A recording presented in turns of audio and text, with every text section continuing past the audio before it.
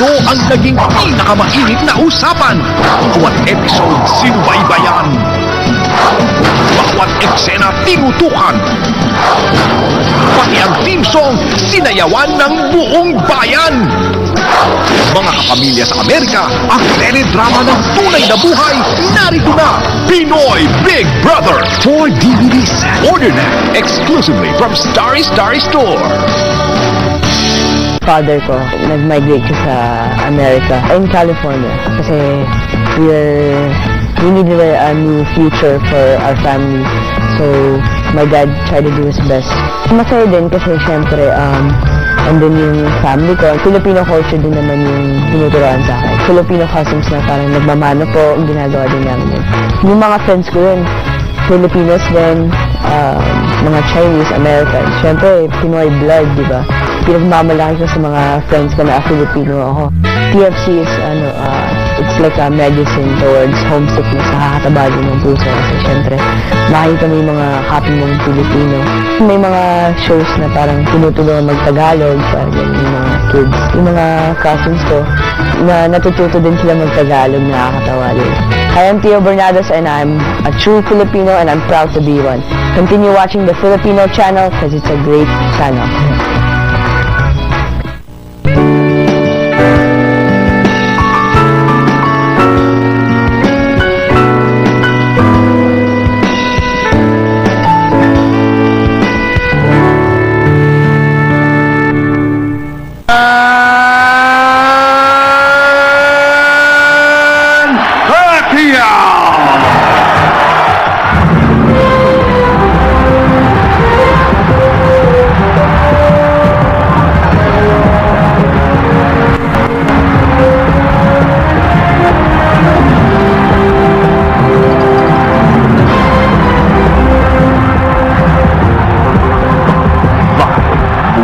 ABS-CBN News Center, Manila.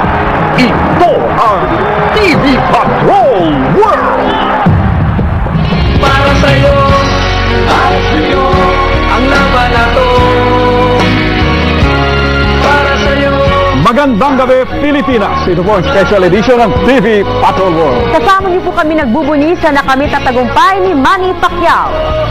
Isisigaw ko sa Tinaas ni Manny Pacquiao ang bandila ng Pilipinas sa Amerika nang patumbahin niya ang Mexicanong si Eric Morales sa pagtutuo sila sa Las Vegas, Nevada.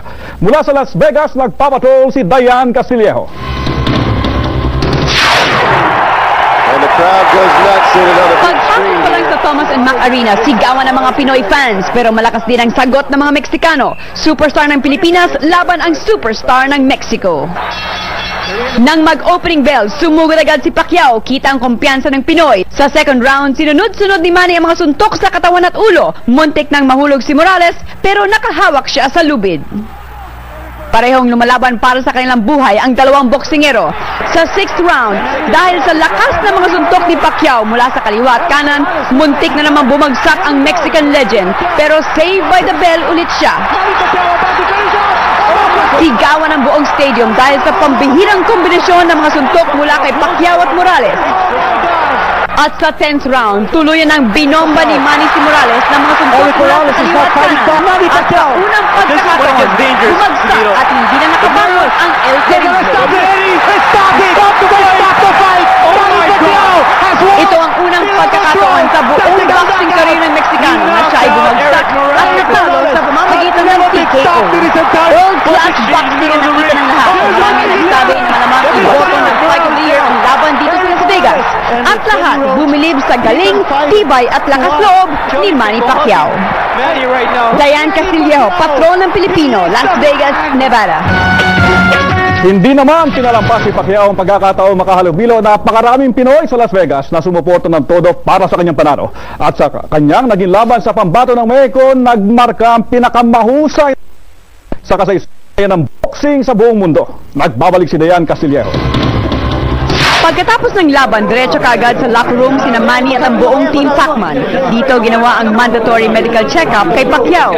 Mabilis na nagbihis si Pacquiao at lumabas naman sa press room kung saan naghintay ang mga foreign media mula sa iba't ibang bansa. Napakalaki ng smile ni Manny at ng kanyang mga manager at coach dahil nga nagawa ng Pinoy ang hindi pa nagawa ni minsan ang mapatumba ang 3-time world champion na si Eric Morales. Hindi sumipot si Morales sa press con dahil dinala ito sa ospital para i-check up ang gusto ng mga doktor. Sa Wynn Hotel naman, naghintay ang mga Pinoy na dumating ang boxing hero. Halos hindi na makalakad si Manny sa dami ng gustong bumati sa kanya. Marami ang hindi nakapasok sa Lure Lounge sa Wynn, ang lugar ng after party para kay Pacquiao. Punong-puno na ito ng mga tagahanga na gusto magpalitrato kasama si Pacman. Sobra ang galak ng mga Pinoy fans sa pambihirang tagumpay na naibigay ni Manny sa bansa. Proud na proud rin si Buboy Fernandez, assistant trainer ni Pacquiao, dahil nagawa ni Manny ang lahat na pinractice nila. Hindi natin akalain yung pinakamagaling na boksingero ng Mexico, matatalo natin. Saka nasurpresa kami sa ginalaw ni Manny. Masaya rin siyempre ang asawa ni Manny na si Jinky sa tapang na ipinakita ng asawa. Siyempre, sobrang happy. I'm proud of him. Ayon naman kay Ermi Rivera, veteranong boxing analyst, ito ang pinakamagaling na forma ni Pacquiao at wala ng ibang boksingerong Pinoy ang mahahambing sa kanya. Thank Manny's achievement of scoring the first stoppage of an indestructible, seemingly, Mike Morales did it all. Wala pa pong nakakagawa yan. Dayan Castillejo, patrol ng Pilipino, Las Vegas, Nevada. Sa General Santos City, hindi lamang pamilya ni Manny Pacquiao ang nagbunyi, kundi ang buong lungsod. Live na nagpapatrol si Maha Moralde mula sa Gensan. Maha? Bernadette, nagmistulang fiesta dito sa bahay ni Manny Pacquiao kanina nang ihayag ang pagkapanalo nito sa makasaysayang pagtutuos nila ni Eric El Terrible Morales. Hindi mapigilan ang pagsigaw sa saya ng mga taon nang muling mapaluhod ni Manny sa ika-10 round si Eric El Terrible Morales. Nagpanalo si Manny. Nanalo po kayo! Down! Tulad ng kanyang ina, inaasahan ng marami na mananalo si Manny. Si Manny sa laban na talagang agresibo siya. Sa tingin ko hindi aabot ng 12 rounds yun. Kahit na medyo nahirapan si Manny, nagbunga ang pagsisikap at pagpupursige nito sa training. Pero malaking tulong din ang suporta at dasal ng taong bayan. So Manny Pacquiao, keep up the good work. Galing po sa iyong mga kababayan sa General Santos City. Congratulations sa iyo. Nasa likod mo kami and we always pray for your success. Di ako susuko, sisigaw ko sa mundo. Isa na namang heroes welcome ang naghihintay kay Manny sa kanyang pag-uwi dito sa General Santos. At inaasahang mas espesyal ang pagsalubong sa kanya dahil sa karangalang muli niyang inuwi para sa bayan. Maha Moralde, patrol ng Pilipino. Maraming salamat, Maha Moralde. Samantala, agad nag-hello Manny si Pangulong Arroyo kay Pacquiao para personal itong batiin ilang sandali matapos itong magwagi sa Las Vegas. Nagpapatrol si Cecil Lardizabal. Isa ang first couple sa mga unang bumati kay Manny Pacquiao. At kahit wala sa Las Vegas si Pangulong Arroyo, tiniyak niyang maihahatid agad ang kanyang mensahe sa pamamagitan ng telepono. Matagal ring mag-usap ang Pangulo at si Pacquiao. Ang laban mo, Manny, ito ay simbolo ng umahamon ang Filipino spirit at ang ating bagong kumpiyansa na manalo against all odds. Congratulations, Manny. Talagang pinagmamalaki. Hindi lang kay Pacquiao may mensahe ang Pangulo, kundi pati sa milyong-milyong Pilipinong nanonood ng laro. Ayon sa Pangulo, nakikita siya sa lahat sa pagdiriwang ng tagumpay na nakamit ng kababayan nating boksingero. Maituturing anyang ang pagkapanalo ni Pacquiao ay simbolo ng matinding fighting spirit ng mga Pinoy, hindi lang sa larangan ng palakasan, kundi pati na rin sa lahat ng pagsubok. Nais ng Pangulo na magsilbi itong inspirasyon sa lahat ng mga Pilipino na basta isa puso ang gawain, ay mararating din ang tagumpay sa lahat ng bagay. Kung dati puro kontrobersya sa politika ang bumabalot sa Malacanang, ngayon dama na sa paligid ang pagmamalaki at pag-asa dahil sa pagkapanalo ni Pacquiao. Cecil Ardizabal, patrol ng Pilipino. Susunod na mga balita, Manny Pacquiao nanalo dahil sa away kalye na estilo, ayon sa mga boxing analysts. At Pacquiao versus Morales fight, dinumog din sa mga sinihan sa pagbabalik ng TV Patrol World. Ang laban na to. Portofino Alabang, an exclusive enclave inspired by the artistry and grace and lifestyle. Enchantingly beautiful. A portrait of elegance. A romantic getaway. Portofino Alabang, truly magnifico.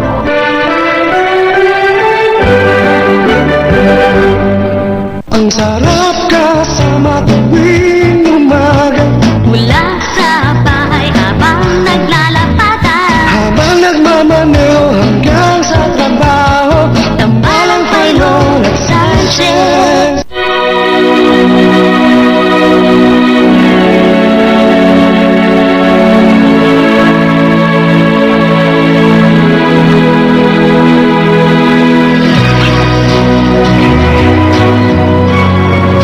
May dalawang klase ng tao at dalawang klase ng kumpanya na makakapagbago ng mundo. May mga tagalikha at may mga tagahatid. At habang ang mundo ay nakikinabang sa kanila, ang dalawa ay bihirang magsama, maliban ngayon. Ang SBC ang pinakamalaking tagapamahagi ng DSL Broadband sa Amerika at ang AT&T ay nagsama ng pwersa upang makapagbigay ng pinakakumpleto at pinakaligtas na network sa buong mundo. Lahat ng ito para makinabang ka ng gusto.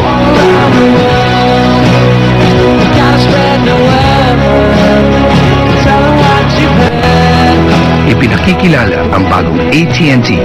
Hinahatid namin ang iyong bagong mundo. Harry, pasensya ka na. Hindi ko talaga alam na may posisyon si Margaret na uuwi siya. Kung gusto mo, kukontak na lang ako ng ibang photographer para sa wedding. Log on to ABS-CBN now. It's prime time, anytime. Sa ipinakita mong husay at lakas ng loob, ipinagbubunyi ng bawat Pilipino saan man sa mundo ang iyong bagong tagumpay. Mabuhay ka, Manny Pacquiao! Mula sa iyong kapamilya, TFC!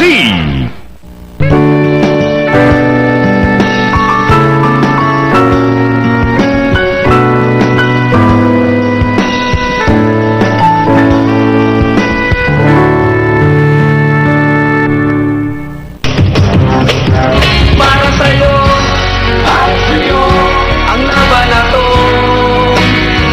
Bukod sa liksi ng kilos at lakas ng suntok, sinasabi ng ilang sports analyst na tinalo ni Pacquiao si Eric Morales sa estilo niyang away kalye. Nagpapatrol si George Carino.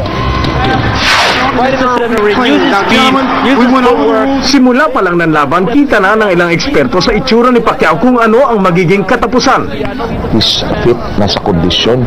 Ang ganda ng hiwa ng abs niya. Sabi ko, at saka iba yung bangis ng mata. Sabi ko, kung 10 rounds or less ito, makukuha ni Pacquiao. Lampas 10, may problema. Yung kondisyon niya, parang hindi napapagod. Nakikita ko, na-feel ko na kung makasurvive man si Morales ng 12 rounds, maswerte na siya. Pacquiao along the ropes. At di rin binigyan ni Pacquiao ng pagkakataon si Morales na makadiskarte. Hinaharangan niya si Morales. Instead of following Morales, ang ginagawa niya, kinakat niya yung dadaanan ni Morales and that allowed him to score. Pero mas nakita natin ang gamit ni Manny ng kanang kamay. Ang one of the strengths, isa sa pinakamagandang assets ni Pacquiao ay yung kanyang right jab na tapos left straight. Nakita mo yung ibang suntok ni Morales, ginaganon lang niya, pinipitik-pitik niya. Akala mo tumatama pero sa glove lang tumatama yun. Aminado ang mga eksperto, magaling si Morales. Sinanay sa boxing mula pagkabata. Nilibro ang bawat kilos mula tindig hanggang sa bitaw ng suntok. Para labanan mo si Morales at manalo sa kanya, kailangan yung sabi ko nga, away kalye. Kailangan i-crowd mo siya, sirain mo yung style niya. That's the only way you can score against him. Pero ang away kalye estilo ni Pacquiao sumakto sa kalaban niya. Kaya hindi nakaporma si Morales nang lamugin ni Manny ang bodega niya. Kasi ang body punch, no, sasabihin natin pag nanonood tayo sa TV, wala yan, body punch, hindi dramatic, ano? Pero ang ginagawa ng body punch kasi yan, tatanggalin yung hangin mo, tatanggalin yung resistensya mo. Kaya sa susunod nilang paghaharap, inaasahang magiging mas mainit ang sarpukan ni Eric Morales at ni Pacman. George Carino, Patrol ng Pilipino. Kung may mga nga umantabay sa laban ni Pacman sa kanilang telebisyon kanina, meron ding mga nagbayad ng 3 hanggang 500 piso, mapanood lamang ng walang singit na patalastas ang laban sa ilang sinehan. Nagpapatrol si Jay Ruiz. Wala pang alas 8 ng umaga, tagsana ang pila ng mga tao sa mga sinihan na may special screening sa laban ng Pacquiao at Morales.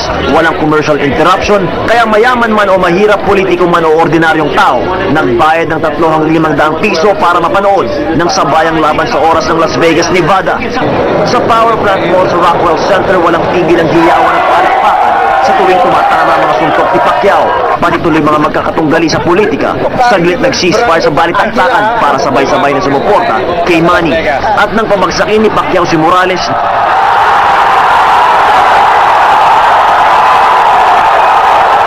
oposisyon, pati administrasyon, nagkaisa para kay Pacquiao. It's a nice feeling to be united, both sides cheering for Filipino. Kung sa loob ng sinihan, malakas ang dagundong ng sigaw ng mga Pacquiao fans. Sa labas, malakas naman ang bentahan ng Pacquiao t-shirts at souvenirs. Sa pagkapanalo ni Manny Pacquiao, muling napatunayan na posible palang magkaisa ang mga lider ng bansa. Kaya't pabirong hirit ng ilan, sana'y araw-araw may maguging Pilipinong boksingero para tuluyan ng magkaisa ang sambayanan.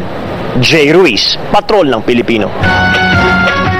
Pansamantalang tumigil ang mundo ng maraming Pilipino kanina para tutukan ang laban ni Pacman. Maging mga pulis at sundalo, nag-break muna sa pagtatrabaho. Nagpapatrol si Cheryl Mundo. Sa simba ng Quiapo kaninang umaga, laman na ng mga panalangin ang panalo ni Pacquiao. Bago magtanghali, buhos na ang tao sa Plaza Miranda para sa live coverage ng ABS-CBN. Nang mag-umpisa na ang labang Pacquiao at Morales, hindi ininda ng mga tao ang init. Kung gaano kalakas ang suntok ni Pacquiao, ganoon din kalakas ang sigaw nila. Nalampasan niya yung mga pagsubok, kaya niya panalo siya. Pacquiao! Go, Pacquiao! Ginawa niya kay Pacquiao! Ganon niyang ginawa sa kanya! Sa Barangay 5 sa Tondo, napaga ang pagluluto at tanghalian ng mga bahay at mga karinderya para lang makatutok sila ng husto sa laban. Pati mga bata excited habang nanonood. Walang tigil ang sigawan, lalo na nang ideklarang nanalo na si Pacman. Galing-galing ni Manny! Hindi kaya ni Eric Morales! Ang galing! Number one! Number one! Number one! Magaling talaga siya! Idol na idol ahwit! Hindi rin nagpahuli ang mga preso. Kahit nasa loob ng rehas, kandahaba ang liig sa panonood sa TV ng mga pulis sa presinto. Pati mga sundalo sa Fort Bonifacio, naka-red alert na nakinood rin sa laban. Pagpapakita ng suporta at pasasalamat kay Pacman sa karangalan na ibinigay niya sa bansa. Cheryl Mundo, Patrol ng Pilipino. At maging sa iba't ibang lalawigan, matindi rin ang naging pagtutok sa laban ni Manny Pacquiao. Nagpapatrol si Israel Malasa. Tutok sa giant screen ang mga taga-Cagayan de Oro City sa bakbakang Pacquiao at El Terrible. Ang lolong ito nagdala pa ng rosaryo, manalo lang ang kanyang idolo. Di naman mahulugang karayom ang Cotabato City Plaza sa dami ng tao naghihiyawan kapag nakakapunto si Pacman. Napuno rin ang food court na ito sa Cebu City ng mga nagbubunying boxing fans. Sa Bacolod City Public Plaza naman, hindi na ininda ng mga fans ang matinding sikat ng araw habang ibinawag ay white ang bandila ng bansa tuwing nakakapunto si Pacman. Di rin nalugi ang mga kainan ng patsoy at kapehan sa Iloilo City, lalo't di na umalis sa kanilang TV screens ang mga customer na tila mas lalong naging ganado sa pagkain habang nanonood ng salpukan. At kahit pa saksakan ng lamig ngayon sa Baguio City, pinainit ng panalo ng People's Champ ang dinumog na People's Park sa Session Road. Israel Malasa, Patrol ng Pilipino. Susunod na mga balita, Cebuanong boxer nagwagi rin sa kanyang laban sa Las Vegas. At kilalanin ng kaisa-isang Pinoy na dating tumalo kay Pacquiao sa pagbabalik ng TV Patrol World. StarTech 1010-719 is the only way to go for calling overseas. Di mo na kailangang magpa-register pa. For sales overseas, I use StarTech 1010-719. It's only 13.9 cents per minute and it's really cheap. I use StarTech 1010-719. Nothing beats it in terms of convenience. It's everybody's choice. Try 1010-719 now and get 10 free minutes to the Philippines. StarTech 1010-719. ABS-CBN brings the latest news from the Philippines to your cell phones. Text news and send to 23661. News that matters anytime, anywhere. Welcome your new year with a blast! Yes! The best of Philippine cinema is coming to your TV screens in 2006. Ang galing mo. Baliwala pa yun. Chicken feed. Gusto niyong tago-ampong, ha? Hindi ba nasasabi siya? Kano tama? Watch these great movies and start your year right this January, only here on Cine Fiesta. Call First Housing of America, 1-800-ANG-BAHAY. Bad credit? Good credit? No credit? We'll get you in the home with zero down. We'll show you how to refinance or sell your home for maximum profit. We'll teach you how to upgrade to a better home, remodel, pay off debt, and even start a business. Call First Housing of America, 1-800-ANG-BAHAY. If you're buying, selling, refinancing your home, we'll show you how to maximize your profit. First Housing of America. Okay, to, aprobado ng mga Pilipino.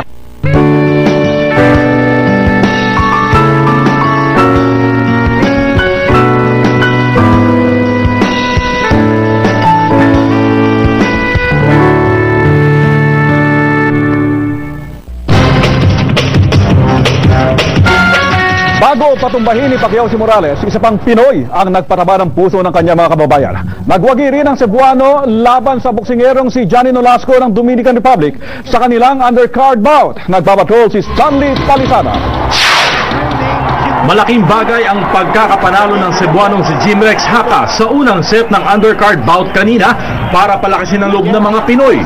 Pinatumba ng 22 anyos na si Haka sa unang round pa lang ang pambato ng Dominican Republic na si Johnny Nolasco. 43 seconds of the very first round, your winner by way of knockout, Jimrex Haka.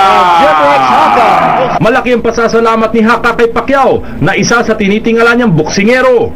Walang mapagsidlan ng tuwa ang ina ni Jimrex nang malamang nanalo ang anak. Nagpasalamat ako sa Panginoon na binigyan ng lakas ang anak ko kahit kami mahirap. Dahil din sa panalong ito, matutupad na rin ang mithiin ng kanyang pamilya sa Sibulan, Negros Oriental. Manghingi ako ng barato sa kanya kasi mahirap yung bahay ko. Dating Oriental and Pacific Boxing Federation Super Bantamweight Champion si Haka na may 24 wins, 1 loss at 1 draw. Stanley Palisada, Patrol ng Pilipino. Kung nakahawa man ang swerte, umaasa ang maraming Pilipino na makasasagap sila kahit paano ng buenas ni Manny Pacquiao sa kanilang pagtaya sa loto, lalo't humigit kumulang na sa 150 million pesos ang jackpot prize nito. Nagpapatrol si Sheila Dioniso. Mahigit 140 million pesos ang jackpot sa 649 na game sa loto ngayong araw. Kaya ito naman ang tinarget ng maraming umaasang magiging susunod na milyonaryo. Papatay ng bahay. Para sa pamilya ko. Lagay natin sa punan para hindi na tayo maghirap. Humabol sa tayaan ng loto ang maraming hindi nakataya kanina dahil abala sa panonood ng laban ni Pacquiao at Morales. Ang iba sa kanila nakataya naman noon pa, pero nang malamang mahigit 140 million nga ang jackpot, muli raw silang tataya dahil anila mas maraming taya, mas malaki ang tsansang manalo. Tiramdam ko ma'am, tatama na ako eh. Kasi pang 10 taon siyang na buwan na akong tumataya eh. Sa kabila kasi ng kaliwatan ng problemang dinadaing ng marami sa ating mga kababayan, di sila nawawala ng pag-asa na sa isang iglap, baka maging milyonaryo na sila. Si Stepan ng ilan dito, hindi raw masama ang mangarap at magbaka sakali. Kung si Pacquiao nga raw ay nanalo ng $2 million o mahigit 100 milyong piso. Kapag sila ang naka-jackpot, mas mayaman pa sila kay Pacman. Sheila Junicio, Patrol ng Pilipino. Pinoy na tumalo noon kay Manny Pacquiao, nagulat din sa kakaibang ipinamalas ng People's Champ. Yan sa pagbabalik ng TV Patrol World. Ang laban. Dito sa Assured Home Loans, may solusyon kami sa inyong problema. Ang dami kong gastos ng Pasko, kaya silungan ako ng Assured mag-refinance. Nabayaran ang utang ko. Gusto ko mag-refinance pero may problema ang credit ko. Tinawaan ko sila, libreng konsultasyon, wala pang obligasyon.